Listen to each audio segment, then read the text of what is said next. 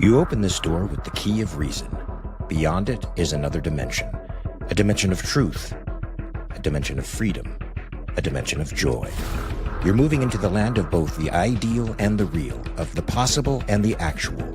You've just crossed over into the Capitalist Corner. Where reason meets reality, welcome to the Capitalist Corner. Welcome, everybody. We are the Capitalist Corner. I am your host, Mark Pellegrino, and also the chairman of the American Capitalist Party, along with my co-host and vice chair of the American Capitalist Party, Michael Liebowitz, who is also the host of various and sundry shows that you should be watching because they will make your life better. Michael, what's going on with the rational egoist? What's going on with everyday ethics? Please tell me. Oh, I can't hear you. It muted me. The rational egoist. I still have the episode out with Jim Valiant. That's going to be the only one this week. But I am planning on doing an episode for next week on individual rights and its enemies. Also, everyday ethics, of course, every day 2:30 p.m. And starting next week, Mondays, Wednesdays, Thursdays, after everyday ethics, Persephone and I will be doing a new show that has to do with criminal justice stuff, prison stuff. So that should be great. And coming up, we're going to start doing a Saturday show as well for the more philosophically inclined. So there's a ton going on. You and I, by the way, this Saturday, I hope you're ready to read because I sent you a lot of stuff about envy to discuss. Okay, cool. We'll be talking about envy, folks. And then after that, guess what? There's going to be a watch party for all those members of my Patreon who are members of the Inner Circle and of the Horror Roundtable. We will be watching Escape Room 2 together, and then we'll have a very lively discussion afterwards. It'll be super fun. And by the way, folks, please, the super chats, super stickers, very, very much appreciated. You know what I just found out, Mark, and I'm not very happy about this. I hate the goddamn IRS. I never liked them, and that's when I didn't pay taxes. So when I was, I don't know what the hell I'm doing. I've never paid taxes in my life. So I submitted, to the AIs and whatnot. I said, what's the likely tax I have to pay? I live in Connecticut. This is my income. What do I got to pay? So it tells me. So I saved that amount of money. So now this morning, I'm looking and come to find out because of the way I file, there's a special self-employment tax that I have to pay. I'm like, what the hell is a self-employment tax? Where the hell does this come from? But they find a way to get their hands on whatever money you make, and it's sickening. Yeah, they do. Do you fill out 1099? Is that what you do? Thank you, Jenna. Yes. Before I forget, thank you so much, Jenna. Yes, it's a 1099. Now, what the hell do I don't know the difference between the 1099 and a hole in the ground. You're not supposed to. You're not supposed to. That's why we have accountants. I mean, they make such a labyrinthian system of controls and stupid rules that only people who study this stuff full time can navigate their way through it, man. It sucks if you're left to your own devices. So I was in panic mode this morning because I'm like, I can't pay that, so I don't know what they're going to do, right? But turns out that they give you a payment plan. They're very accommodating for you. So I guess when I go file, I'll get a payment plan of some sort and, I'll pay it off. But it's just ridiculous to me that they make it so difficult to get ahead in this world because the more you get ahead, the more they take from you. That's right. Well, that's why they have loopholes like incorporation and stuff like that. Nicole. Thank you, Nicole. Where you can keep a little bit more of your money and have control over how much you pay the IRS. Through corporations and stuff like that. Well, I didn't know this either, but evidently, a large part of what I do has required me to drive. I didn't know that I should have been keeping track of the miles I drove. So even like the write-off, I got no freaking clue. Yeah, but then the write-offs have a ceiling too. So they won't allow you to take the full amount that you probably should. They'll be like, I think it's called the alternative minimum tax or something like that. It's a ceiling on the amount of write-offs you can take before it starts working against you. Well, at any rate, my introduction to dealing with these folks has only made me dislike them more. So let me tell you this. Way back before I had a business manager, I had an accountant, And 1 year, the IRS audited me. They said I owed them $10,000. Now, this is a very distressing letter to get in the mail from the IRS, because it basically goes something like this: you owe the IRS $10,000, pay immediately. All right. Now, I was a younger man. I was in my late 20s, early 30s, and this sort of freaked me out. I handed this to this note to my accountant, who said, all right, what you got to do now is write a calendar, which I had never kept a calendar before. So I spent 8 hours a day for the next month filling in a calendar for the entire year of business transactions. Some of it real, some of it not. But I had to have this calendar as hard evidence. So, it turns out that they ended up owing me money. But when the IRS owes you money, usually they just figure out a way to cancel it out so they don't owe you anything. You, on the other hand, owe money with compounded interest. So you're paying off that IRS $10,000, which is the base. That's the principal. But then you have compounded interest on top of that. So they really stick it to you, man. And they figure out a way to avoid responsibility for their own errors, too. It's a system that it incentivizes. It incentivizes dishonesty, to be honest. Of course it does. And then I called this morning and I'm trying to explain to this lady, and she's like, "Oh, I don't barely, not a very good, not very speak English well." Put it that way. And I'm trying to explain to her my issue, and she's getting, I'm not understanding. I don't know what you're talking about. Well, I don't know. Maybe aren't you there to figure out what I'm talking about? Like I explained to her, listen, I got 25 years in prison. I've never paid taxes in my life. I don't know what to do. I'm filing under a 1099. What do I have to do? And she's like, I don't understand what you're asking me. And I'm thinking, well, what the hell what are you there for? Something tells me if I just say, okay, fuck it, I'm not doing any of this, somebody's going to figure out that I owe, and then I'll be hearing from them. All right. So we got €5 here from Katrin. Thank you very, very much. Thank you, Katrin. All right. Coming to us from the dark continent of Europe. I thought Africa's the dark continent. What, are you switching things up? I am. Africa's an enterprise zone now, man. Germany is the source of pretty much every evil that's ever destroyed this, that's trying to destroy the civilization. All right. So I hope you read all the articles I sent. No. What do you mean, no? No, of course I couldn't. What do you mean? What do I do this for? You send me 1,000 articles. I have 2 hours to do it, and I had to deal with agents. I had to deal with travel stuff this morning on top of trying to read 850,000 articles. I read as many as I could. Let's just put it that way. This is silly to me because I sent you this stuff very early this morning. Yes, we already know that you wake up at 3 o'clock in the morning. Yeah, okay. Which is midnight my time. I'm trying to prioritize sleep because I've been sick for a month and injured. Oh, Christ. And so I get up at 7 in the morning, which you'd think 2 hours would be enough to read 100,000 articles, but it isn't necessarily. All right. Well, let's get through what you read. Let's do that. See, now look, now you got killer thieves and lawyers saying Mark Pellegrino can't read. No, I can read. I'm not like Governor Gavin Newsom. I can read. It's just that there is a plethora of material that comes my way. If you were to wake up and see the number of articles, Grok analysis, Claude analysis, all this stuff that comes through, which is great. It's a lot of information. It's just more than I can take in in 2 hours. Let's just put it that way. All right. Well, luckily you have me to pick up the slack because Persephone said she didn't read them because they were too depressing. Like I didn't think they were depressing, and not the stuff about virtuous liberalism and stuff. I thought that was sort of interesting, even though it was an analysis of Jane Austen's stuff, which was a little off point. That was great. She's talking about the Trump stuff. But okay, so what do you get to something? Well, what do you want to Trump is a very, very depressing person to talk about. Let's face it. It is depressing for anybody who respects reason and principles. It's like, Michael, it's like we're thrown in the land of bizarro every day when we have to talk about this guy. We could talk about him first and get the bad shit out of the way if you want. Okay.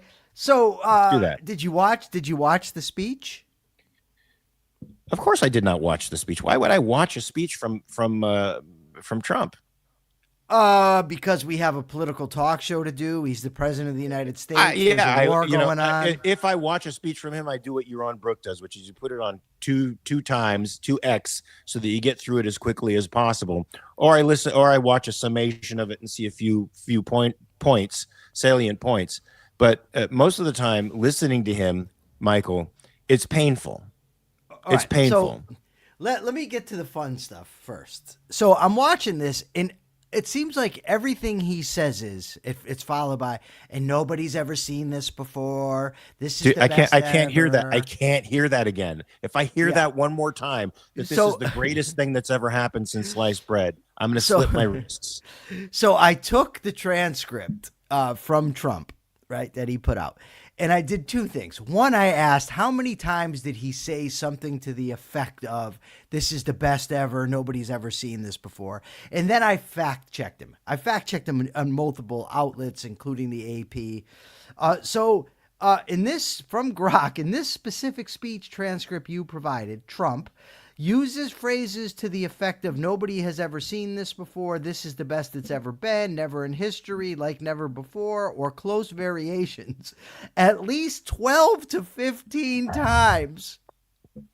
Oh my God. So I think it was a 28-minute speech. 12 to 15 times he said, this is the best ever. It's the best military ever. We have the best economy ever. We're doing the best. The country was crippled. We're winning wars. Venezuela is wonderful. So here's some of the examples that they gave. Victories like few people have ever seen before. Never in the history of warfare has an enemy suffered such clear and devastating large-scale losses in a matter of weeks. Okay, has he never heard of Hiroshima and Nagasaki? Just saying. Just saying. I don't think he has. To be honest with you, I don't think he has. America is winning, and now winning bigger than ever before. So those are some of the things. I also said, what are some of the things that he was dishonest about? Okay, and I knew some of them I knew right off the bat. His claim that Iran was behind the attack on the USS Cole, BS. It says he mischaracterized the 1.7 billion cash that went to the Iranians as a gift. It wasn't actually a gift. It was money owed. Whether it was prudent to give it to him is something entirely different. He said that we have the second largest, that Venezuela has the second largest oil reserves after the United States. In actuality, Venezuela has the world's largest reserves, and we have the ninth. Then there was also, saying that we have the best economy ever when he said there's no inflation. That's not true. There is actually some inflation. It's not as bad, but it is there. We've got job losses and very anemic economic growth. I mean, he gave a 28-minute speech, exaggerated who knows how many times, gave false information multiple times. And in the end, what do we have, Mark? So he basically painted himself into kind of a corner here, in my view, because he went on and he talked about how long all these other wars were, right? World War I, World War II, Vietnam, Afghanistan, Iraq, and whatnot. So in addition, so when he does that, and then he says this one will be over in a couple weeks, well, now he's painted into a corner.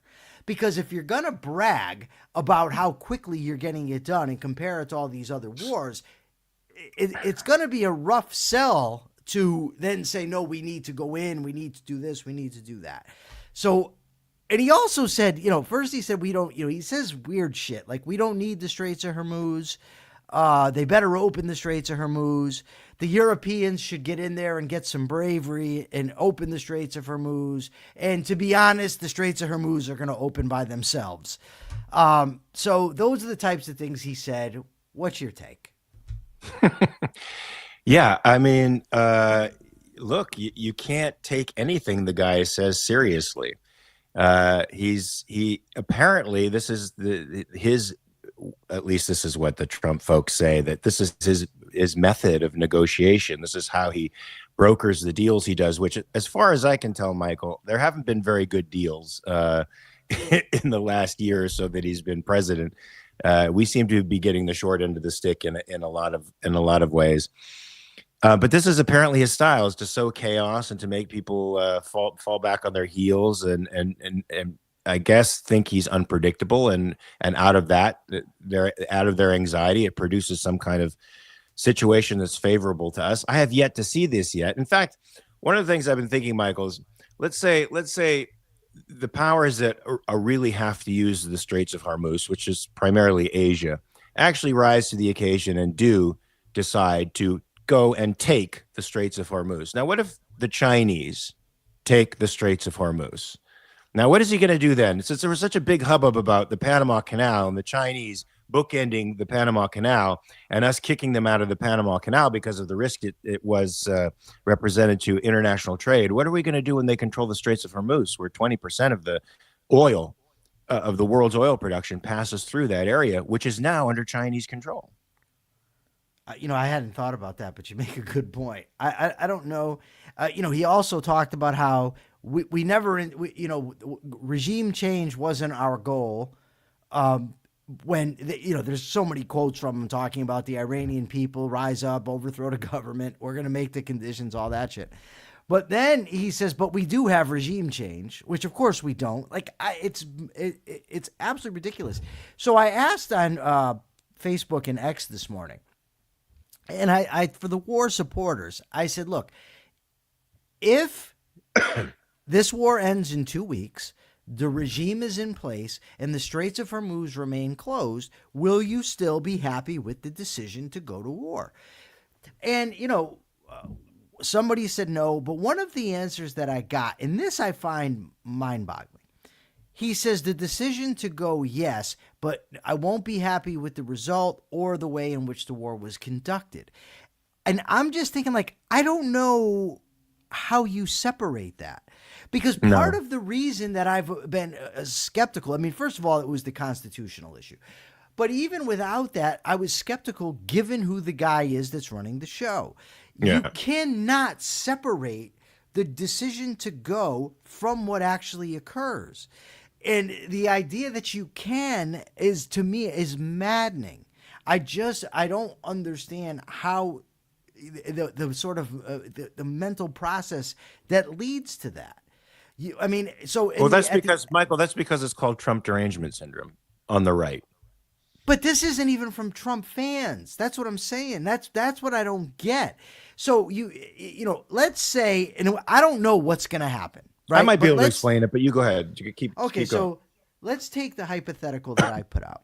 So let's look at what we have. If we have the regime still intact, the Straits of Hormuz are closed, the war ends in 2 weeks, right? Now we have, there's a lot of military damage that's been done. We have to concede that that's happened. That's a good thing that, a lot of their military stuff has been destroyed and whatnot. Okay. But now, so the cost though is further erosion of the constitutional system, 13 American lives. How many Americans injured, I don't know. The amount of money it's cost to do this, further erosion of the idea that the United States is a serious threat.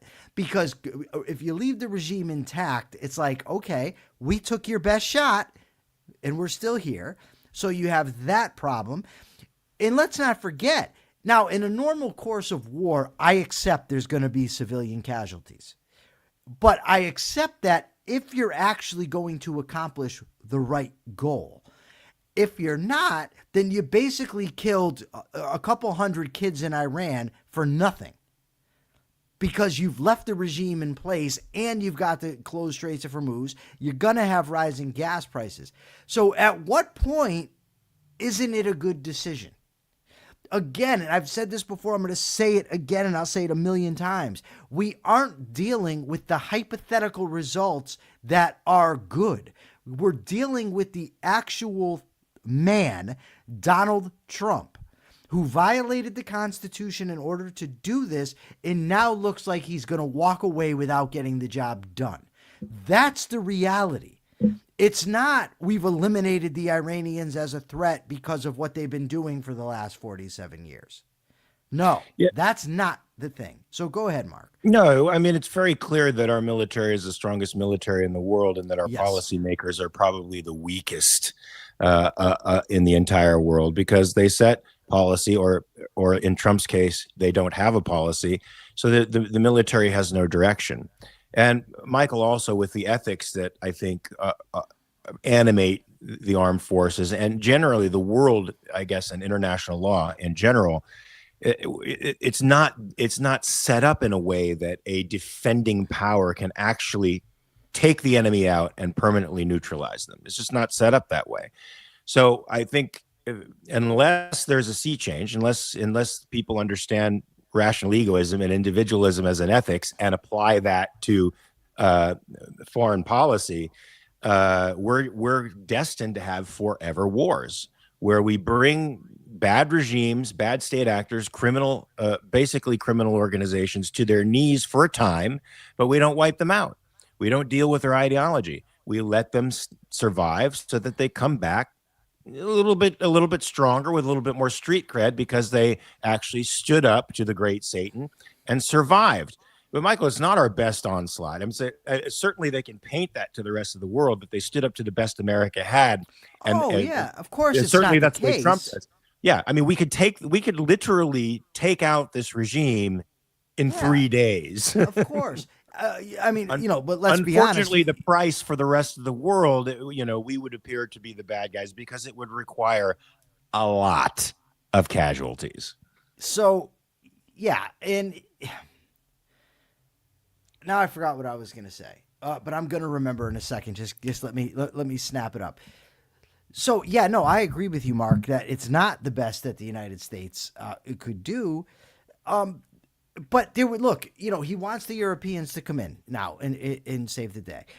So there was no discussion with Congress, no discussion with them, no planning, with everybody. You didn't bring everybody on board, which you need to do it right, because it's going to take a lot to go do it. And there's going to be, consequences that people aren't going to like.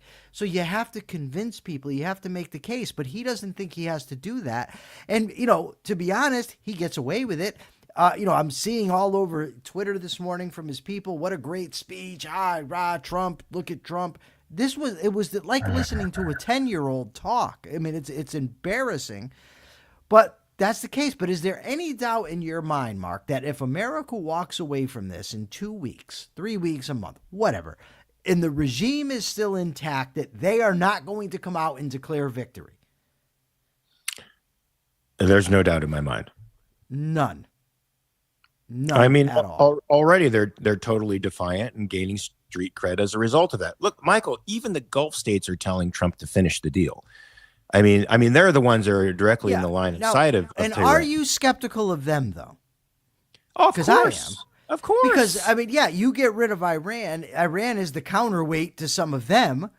Yeah. And these aren't exactly Jeffersonian republics that we're talking about. No, indeed. I mean, these are people that fund terror around the world. I mean, they're behind Iran, but they still fund terror around the world. They build madrasas around the world. Qatar funds Qatar funds secondary education, Michael, where they're teaching high schoolers that Israel doesn't exist, where they're indoctrinating them into this Islamicist perspective and worldview, which is quite honestly working. It's generating a great deal of sympathy in the street, particularly amongst the young, for this Islamicist ideology, which seems appropriate in a sense, Michael, when we've lost reason, when nobody holds reason as a value anymore. People still are going to look for something for guidance.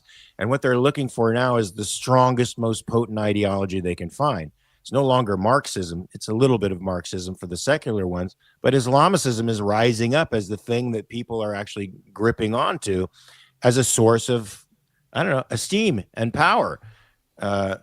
As opposed to, a rational philosophy, which would give them a sense of esteem because of their power over reality. Islamicism gives them a sense of esteem because they're in an elite group that wields power as a means of forwarding their ideology, and power is sort of the essence of that that ideology. And I think it's very attractive to some folks because it's clear, it's uncompromising, and young folks look for uncompromising.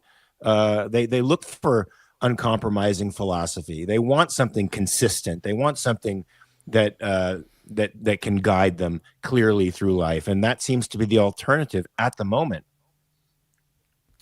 Kira Felix says the freest Middle Eastern country is Israel, and it has a draft. Obviously, theocratic dictatorships won't be into Lockean rights. Yeah.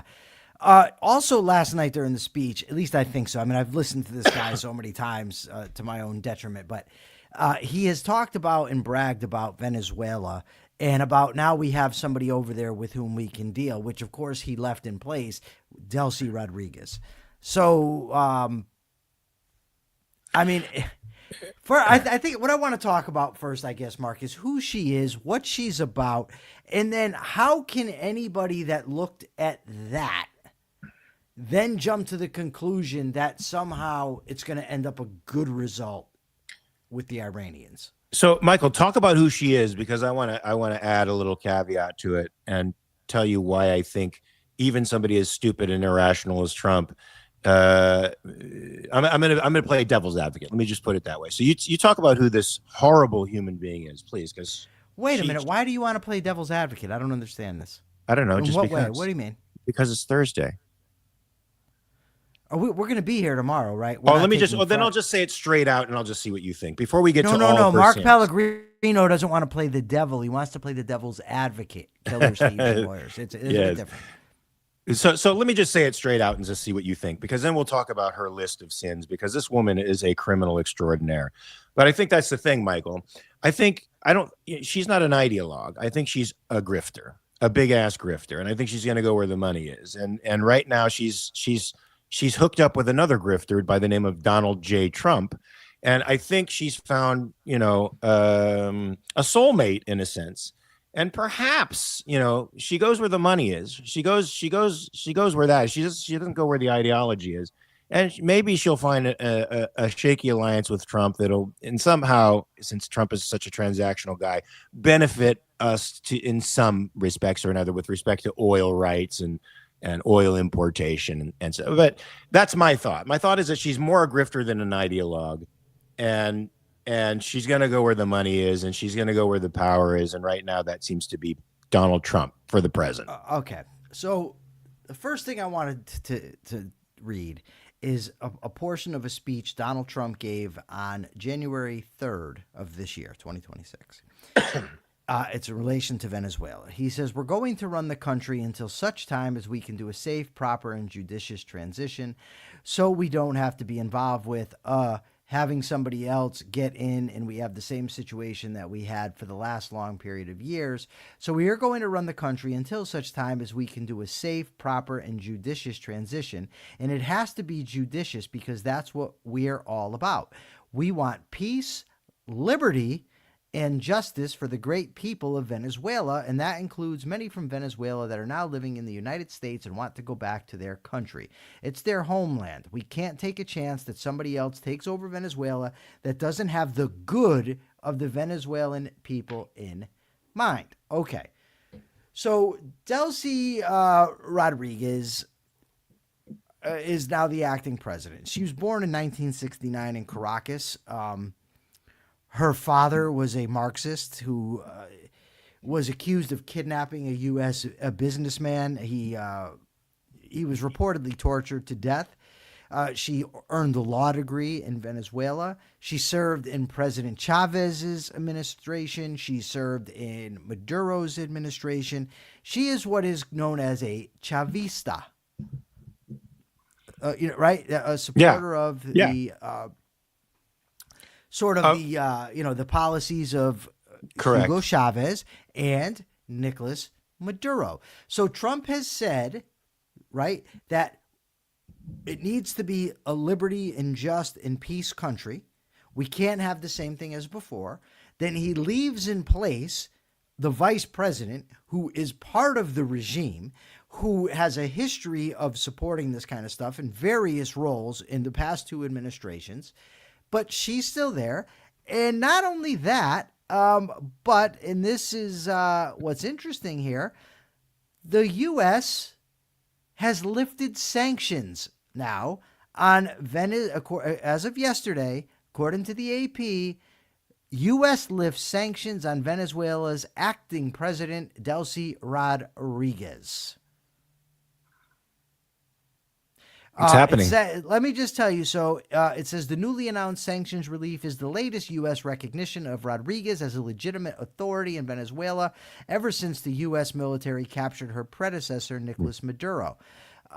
This move allows Rodríguez to more freely work with U.S. companies and investors without explicitly mentioning the sanction targeting her. Rodríguez, in a statement, expressed hope for the U.S.-Venezuela relations. That does not sound to me like we're dealing with a free Venezuela, with a just, peaceful Venezuela. So if you look at that, right, and now you look at what he said, we want to turn it over to somebody who's going to have the interest of the Venezuelan people at heart. We need we're in for liberty, peace, and justice. And now he leaves either a commie, pragmatist, whatever she is, she's not good. But we're leaving her in place, and he's talking about how reasonable she is. So now flash forward to when he promises the Iranians, help is on the way, we're coming. You know, the Iranian people need to be free, similar things. But now we're going to leave, right? Now, I personally don't think that freedom for the Iranian people should be the goal of the American military and the American government, right? But nevertheless, that's what he said. So now it looks like deja vu all over again. The regime is going to stay intact. He's already calling them far more reasonable than the last people that were in there, as he's saying about Delcy Rodríguez. So what do you think? Michael, you can't make this shit up, is what I think. I mean, well, I didn't make it up. I got it from articles. I know, but you can't make it up. I mean, if you were writing a narrative for a sci-fi thriller with a sort of crazy guy at the helm of a nation, I don't think you could come up with some of the stuff that this guy does. I mean, look, the Venezuelan diaspora was so excited about this. They really thought that Trump was a freedom fighter and that he was going to displace Maduro and probably put in the person who's duly elected, and or Machado, who won the frickin' the Peace Prize, for crying out loud, who would have been popularly supported by Venezuela, according to Trump. Not so. No, yeah, according to Trump, not so, although polls said she had 70% support. Of course she did. And so there would have been a real change there. But Michael, I can't help but think that his own personal ambition and his own the fact that he got his panties in a wad because the Nobel folks did not choose him because he stopped 7 wars, and instead chose Maduro. I mean, who's fighting for liberty in her own country in a place where, you know, she could easily be killed for it, certainly on the ground as a real freedom fighter, really trying to bring change to the country. It's just despicable that he lets his own personal animosity and sense of rejection at not being seen by a board of people get in the way of the fate of an entire country. Not only the fate of an entire country, but then marrying our fate to a grifter. Because let's face it, even though she has a deep ideological background, most of the people who lead these Marxist countries, they're grifters. That's all they are. They're just grifters. They're criminals who have capitalized on a certain type of ethics, social ethics, that they use to exploit the people and to just gain power and parasitize the culture that they live in. And that's all she is. She's a fucking parasite. But man, she's joined forces with another parasite, Trump. I mean, I have yet to see a president with as intense a parasitic drive as President Trump. You know, this is a guy who takes stakes in American companies, who's making deals with people in smoky rooms, in back doors, and not even so quietly anymore, for his own family to profit. I mean, parasitizing his power like nobody I've ever seen before. Well said. So this is what Akira Felix says. I was told by objectivists that he was going to put Machado in power. Then when he changed his mind, so did they. Is that really, Akira? Well, okay. Wow. I do want to make a comment on that, though, because to say objectivists aren't a monolithic group, because there were plenty of objectivists who opposed this, and who said it was unconstitutional, who were they thought it was not good, thought it was based on lies. But there were some who did say those types of things. Yeah, you're right. I think. Well, maybe I shouldn't say that. Never mind. No, go ahead. Come on, man. Nah, maybe you don't want me to. Really? Well, it's going to be about a guy, that you've had a little bit of a connection to in the past. So. Oh, okay. All right. We'll pause it. We'll stick a pin in that and deal with it later. Yeah, objectivists aren't a monolith, but certainly there are people that are giving Trump, I guess, more credit than he deserves. Because the rational thing to do, Michael, if you're going to do something as crazy as unseat Maduro for the alleged drug stuff, well, then the rational thing to do would be to plant somebody in like Machado, who's actually liberal. But not if she's not going to work with him. Yeah. But look, man, she gave him her prize. She gave him her Nobel Peace Prize. She came to the White House. She talked to him. She did all the things that leaders are understanding they have to do with Trump, which is give him bright, shiny objects and compliment him a lot.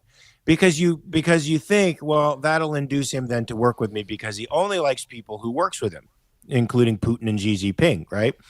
So you'd think the rational thing to do would be to install Machado, and then we could have a neighbor in Latin America who is actually pro-American, a liberal democracy, more or less, that could be the start of some great stuff. I mean, I think we have the start of great stuff with Malay and Argentina. But South America could then become the new enterprise zone for capitalism and freedom and liberalism. Instead, he's deciding to snatch victory from defeat from the jaws of victory and bring this Rodríguez person in. And Michael, he's likely to do the same thing with Cuba.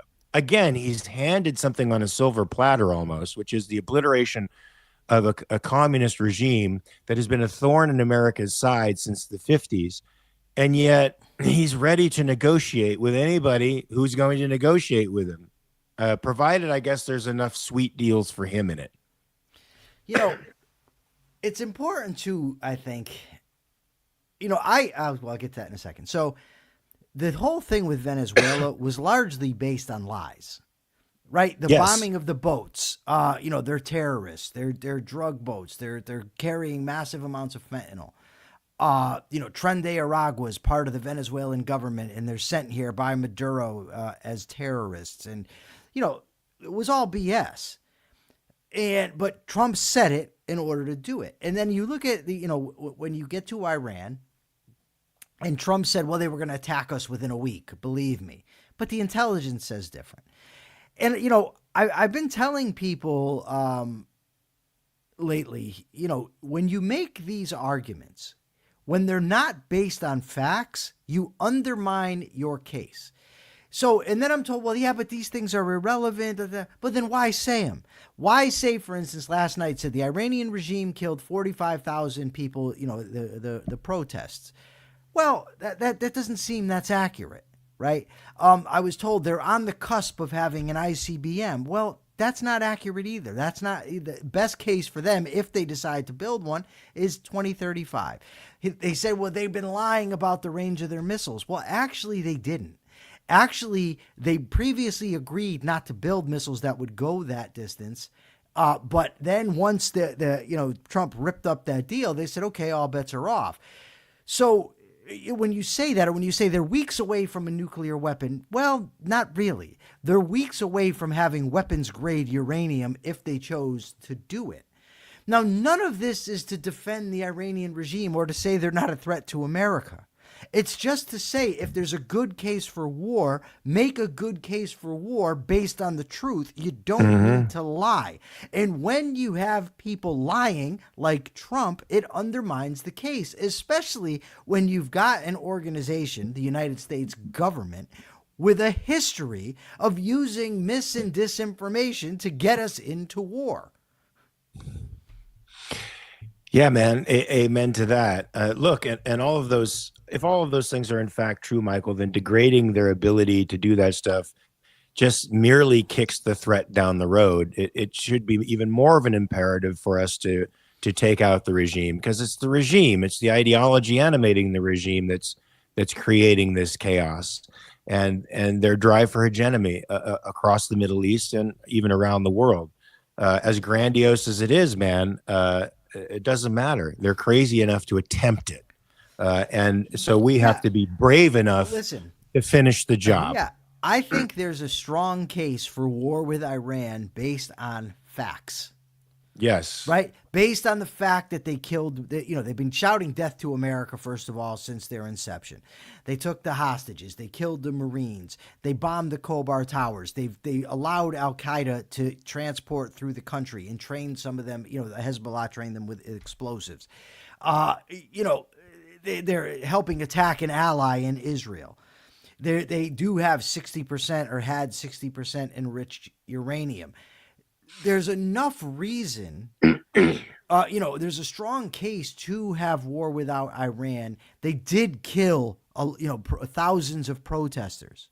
They are a barbaric regime, right? You don't need to use hyperbole or to make things up. And folks, I want to say something. I want to say something too, Michael. They don't. They are not a legitimate regime in my eyes. They are a criminal regime. They are gangsters who have organized themselves into an armed gang, and they have no claim to sovereignty. So as far as I'm concerned, any free state or semi-free state could actually invade them and take them over if they chose. They have no moral claims at all. So the fact that we negotiate with them, Michael, as if they do have moral claims, just slays me. And didn't the president Perzekian just say in a letter to President Trump, he said, the Iranian people have no beef with the American people. Oh, come on. What is death to America? When your people are chanting death to America, what is America but the people in America? Of course you have an issue with us. You think our culture is depraved. You think the people are decadent. Of course you have a problem with us. Well, man, we got to solve that argument, Michael, and we don't have a man in office who's willing to do that. Well, this is true. So, Trump sucks. We know that. He's a liar. We know that. And can I just say something? This is a personal beef, Michael. I hate to, sorry to interrupt, but who's your personal beef with? With Trump, when he says, I took out this, I did this, I did this, it just kills me. No, you did not. You have an amazing military force comprised of very brave men and women and amazing technology that did it for you. You did nothing. So please stop. Stop saying that you did this and you did that. You didn't. All right, but you're right. Akira Felix says plenty of Americans chant death to America. That's right. They've all been educated by programs paid for by Qatar and by our esteemed Marxist professors who have told them that America is an evil colonial white patriarchal power. So you're right. This is true, and this is why I have issues with citizenship, which Michael and I should talk about, because this touches on what? Go ahead. What? Well, I don't want to have to beat you in a debate on citizenship, but what I do want to talk about is, look, listen, there is a philosophy. I mean, even beyond, I mean, obviously, objectivism is the philosophy that I would mention, but America has a rich tradition of classical liberalism going back to the Enlightenment that has been very much eroded in this country. We talked about it yesterday in regard to individual rights. But I thought maybe we could talk a little bit about classical liberalism today. Maybe we can go out on a good note. So give us your thoughts, Mark. We got $1.99 super sticker. Well, you're going to have to You're going to have to give thoughts first, because my housekeeper is trying to get in. She forgot the code. So I have to help her. I thought you didn't have a housekeeper. He's previously said there's no housekeeper, I thought, didn't he? All right, so let me find this stuff about classical liberalism. It's actually at the front of the list, and that's why it's the first title, because it was the first stuff I read about this morning. So maybe it's not going to be such a good note because we're also going to talk about how we've gone against our classical liberal tradition. So classical liberalism stemmed from the Enlightenment. The core philosophical foundations. Classical liberalism is an individualist philosophy. The individual is the fundamental unit of society. It's not the group. It's not the crown. It's not the church. And we possess natural rights, individual rights to our lives, to our freedom, and to whatever property we can justly accumulate. This stems from largely from John Locke. Key commitments from this are the rule of law, limited government, separation of powers, private property, economic freedom, freedom of speech, and civil equality. Now, there's two strands really that dovetail to the classical liberal project. One is that we are sovereign beings with individual rights, and that the purpose of government is to protect these rights. The other is the economic argument, the harmony of interest, if you will, that results when people are allowed to be free, that this creates a prosperous society. When we respect individual rights, good things happen.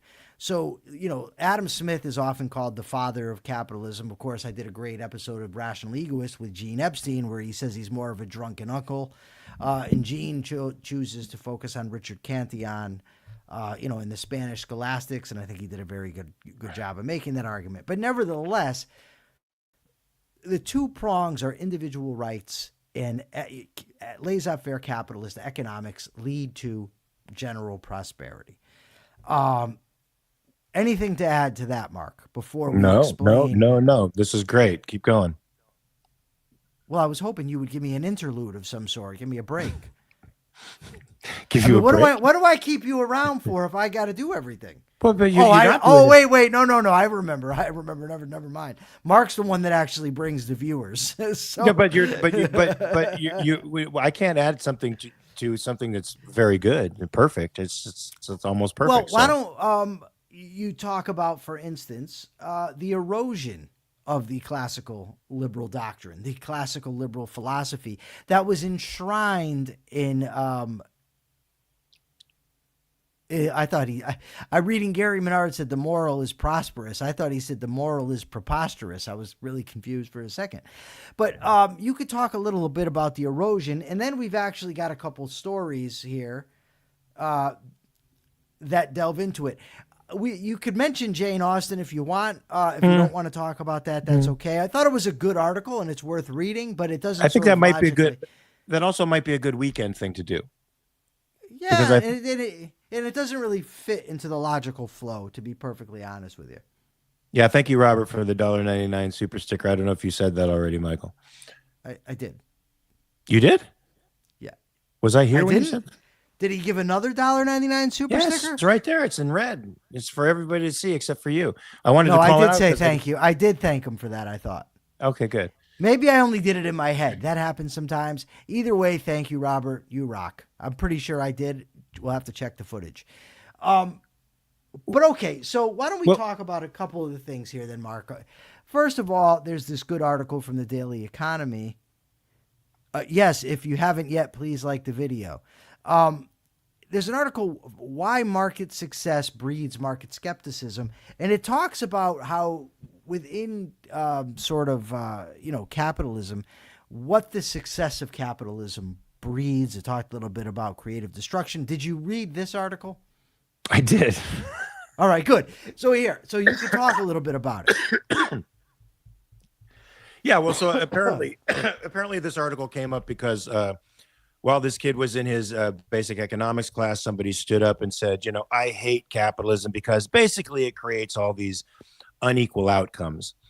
And the article goes on to describe that, well, if we're talking about simply monetary gains and and we only focus on that, we're not focusing on the whole context, but it's certainly easy to claim that there's these unequal outcomes and that somehow causes some social harm. I don't think the two necessarily add up just on their face, Michael, but he talked about the other gains that people get, which is access. access to resources that you would not have had before. But Michael, I mean, just in my own lifetime, okay, and it's been a long lifetime. When we moved into a house in the valley, when my parents bought their first house, it was considered a luxury to have a swamp cooler, which is what we had in the 70s. The majority of people out there in the 70s didn't have air conditioning, right? They didn't have air conditioning. Now it's somewhere in the neighborhood of 98% of people in the lowest economic quintile have air conditioning, cell phones, microwave ovens, and cars, for crying out loud, television sets. These things were luxuries even in my time. We got a microwave oven about 10 years into living there, and that was considered a luxury. I didn't start using a cell phone until the 90s, Michael, but this was, and computers, when I watched the Matthew Broderick movie, what was it called? Not Deadly Games, but it was the one where he starts a nuclear war by hacking into the computer base. War games, that's it. Yeah. Were you in that? No, of course not. But that was such an exotic thing to me, to have a computer. But now it's something that people have in the palm of their hand. Today, they have computers in the palm of their hand that are stronger than the computers that IBM used to put in buildings that literally ran corporations. And this is access right now, Michael. Almost anybody has access to all the information in the world. You have access. If you have a Kindle Fire, you can read a book for a fraction of the cost of buying it. And while you're reading it, if you don't know a word, you have instantaneous access to the Oxford English Dictionary, so you can look up the etymology of the word. I mean, this is something that 30 years ago was something that you'd see in Star Trek. You wouldn't have thought of it as being even a credible resource in your lifetime. So anyway, Michael, I know I'm going off, but yes, access. No, you're doing wonderfully. This is great. Access to resources should be considered a part of wealth, and it's not. Yes, it should. The article talked about how people don't like the process, what's known as creative destruction. But that's a part of it. That's a part of growth. But even Mises had made the case years ago that it's liberalism, it's the capitalism that has given rise to sort of the public intellectual, or the professors, who now can pontificate from their ivory towers because they don't actually have to go out and kill wild boar. So they're able to sit up there and talk about the evils of the capitalist system. So the last article I want to discuss, Mark, is we know that Trump has been buying shares in private companies, and now evidently Congress is going to codify this practice. I don't think it's a good thing. I think it's a very bad thing. And, there's some hedges in there about, it's for defense purposes. They get to decide, these companies have to prioritize this or that. But once the government well, they already do it. But if you're going to codify it and you're going to make this more and more of a process, it's only going to get worse. And wait till the Democrats get in charge. Yeah, man, it's always public safety, the public interest. Now they're sliding into defense. That's the wedge, Michael. That's the wedge they use to drive that little space between you and your individual rights, and that's all they need. Once you've seeded that little wedge, you've seeded the principle entirely. You've said that it's okay for you to violate my individual rights if it's in the public interest. It's okay to violate my individual rights if it's for the children. It's okay to violate my individual rights if it's for national defense. Once you start saying that, you're done. It's over. And this is why Michael and I are such staunch defenders of principle, because we understand that molecule of contamination is everything. It's done. It's like Rand talked about, water and poison. All you need, Michael, is a little drop of arsenic in that water to make it bad. And that's exactly the way it is with principles. All you need is that compromise with the principle before the principle becomes ineffective and ineffectual, which is exactly where we're at now, Michael, where no principles matter, not even to some objectivists. Oh, no. Sorry. You didn't throw that in there. I said some. I said some objectively. All right. Yeah. They're clapping. So I'm happy with that. Okay, so let me I'm gonna read off the answers to yesterday's question. Look, I ask questions all the time. Evidently, it's Clint Eastwood. You ask questions about Clint Eastwood, you get answers because they came in droves yesterday. Nice. Yeah. So, favorite Clint East movies are Gran Torino, Unforgiven, and The Bridges of Madison County. That is from Teresa Shanti. I've never seen Bridges of Madison County. I've seen the other two. Jenna Kleem says she was yelling "Cayesta en primero." Who is on first? I think that's what that means. What is on first? I think Kien was what it would be for who, but whatever. We'll go with what. No, Robert who's on Naser. third? Is he? All right. Yeah, what's on second? Well, no, who was on first? I don't know. Who's on first? Third. Yeah, what's on second? Who's on first? Yeah, what's I on don't second? know who's on third. And Okay. Robert says he haven't seen many, but he's going to go with the good, the bad, and the ugly. Great movie. My favorite scene of the movie is when I can't remember his name, but he's in the tub and the guy comes in pointing the gun at him. And that's Eli Wallach probably is in the tub. And he shoots the Lee guy. Van And he Cleef. says, "Yeah, if you're going to shoot. Don't talk." I love that. That's a great line. That is a great line. Nicole Hingle says $1 Million Baby and Unforgiven. $1 Million Baby is one of my all-time favorites. And Jenna Kleem says Once Upon a Time in the West, which I've never seen. Oh, maybe I did. That's a great movie. Is that with who's in that? Charles Bronson. I want to say Henry Fonda, who plays a really bad guy. It's a good flick, man. Very Sergio Leone, very intense close-ups. You know, I got to watch that. I may have seen it, I may have not. And Race Jacobson says he's never seen any of these movies. We're up to 797 subscribers, by the way, and we're Inching also up streaming. slowly. We're streaming on Twitch, so remember that. Fantastic. The question was about there was two questions. The one was about a Sergio Leone movies, and the other was Clint Eastwood. So I kind of morphed them into two.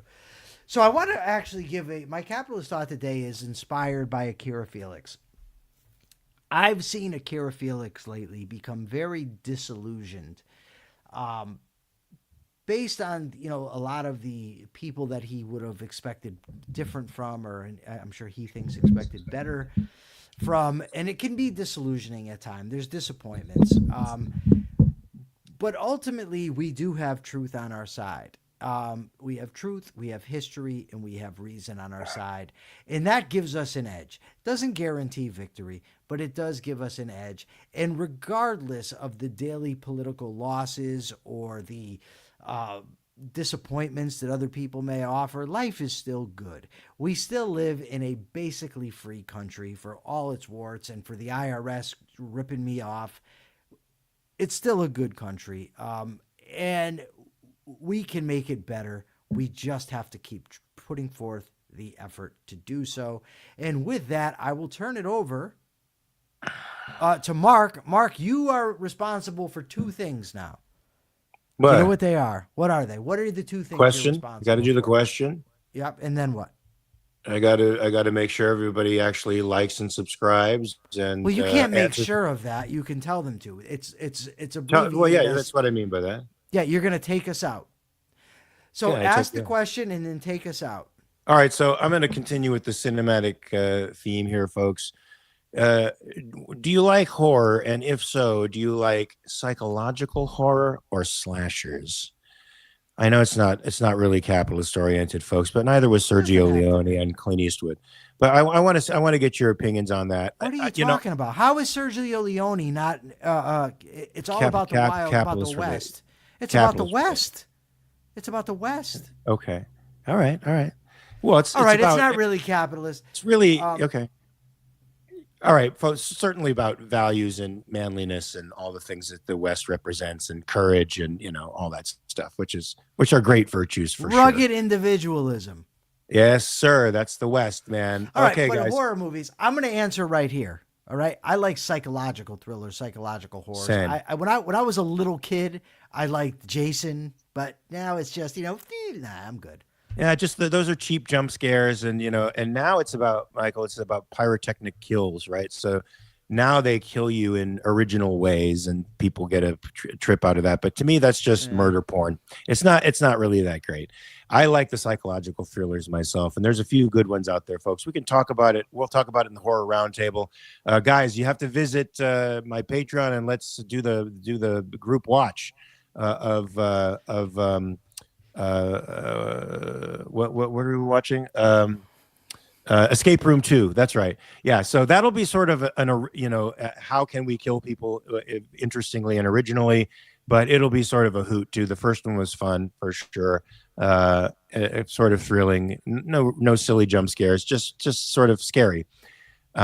Mostly because I've been in a bunch of escape rooms, and that was the first thing I thought when I went to an escape room for the first time, is this is the way horror movies begin.